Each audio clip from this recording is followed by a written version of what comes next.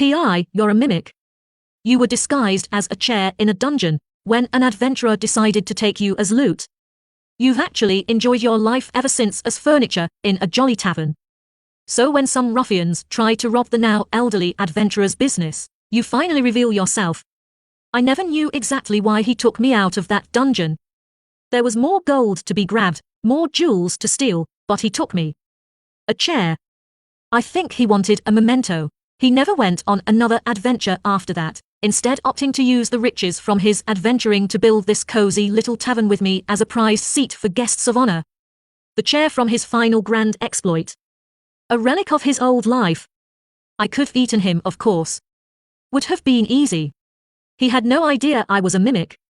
Spent much of the travels on his back, near him when he slept, all exceedingly vulnerable times when I could have struck.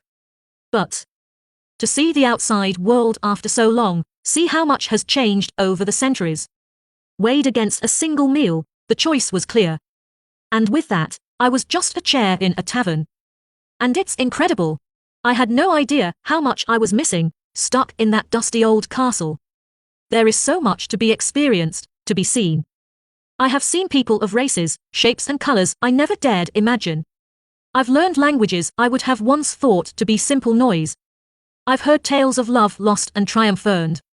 This tavern teems with life, with variety, and I'd not give it up for anything. Oh, and the food. I never hurt a hair on the patrons, but sometimes they rest a meal on me for a moment, or some scraps fall off the table. You might think it undignified, but compared to eating rats and men alike in a dungeon, I was eating like a king, both in variety and in style. There are these little things made of flour and eggs, dumplings I believe, that are simply to die for. And so I have lived for 33 outstanding years.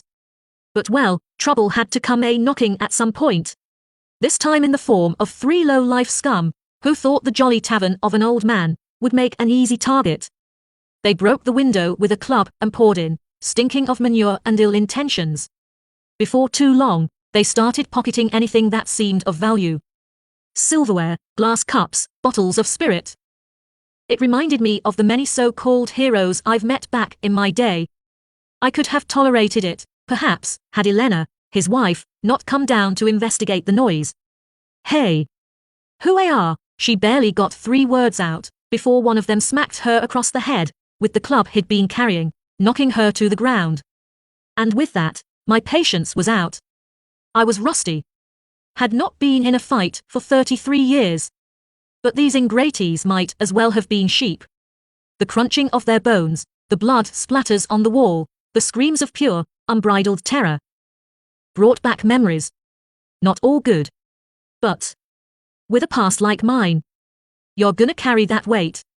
The adventurer, well, I don't think he'd call himself that anymore, with his grey hair and wrinkled face, rushed in with his sword drawn, just seconds too late to see me. He was shockingly spry for a man of his age. Old habits die hard, don't they, old friend?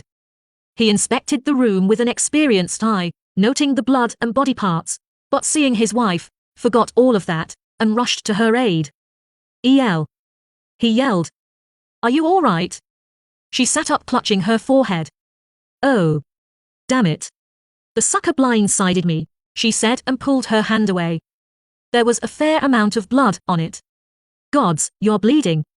Here, let me into both mine," and his surprise. She laughed. "Oh come on," she said. This is nothing. I may be old, but I'm not decrepit, Mikar. Remember that troll in Lower Duff? Now that was an injury." He chuckled and helped her sit on a nearby chair. "My. You did a number on them," she said and gestured towards the carnage in the tavern.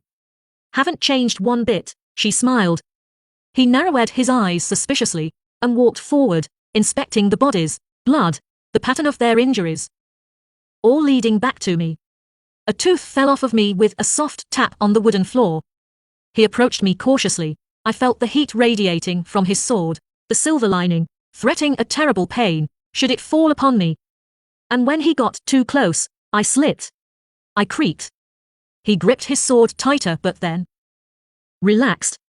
He looked at the bodies of the brigands, and then at his wife, alive and mostly well.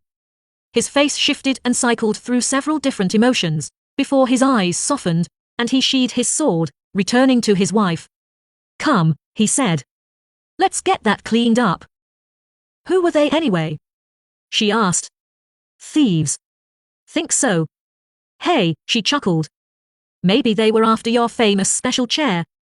"You know," he said and turned towards me briefly with a smile, "after all this time, I see it more as an old friend,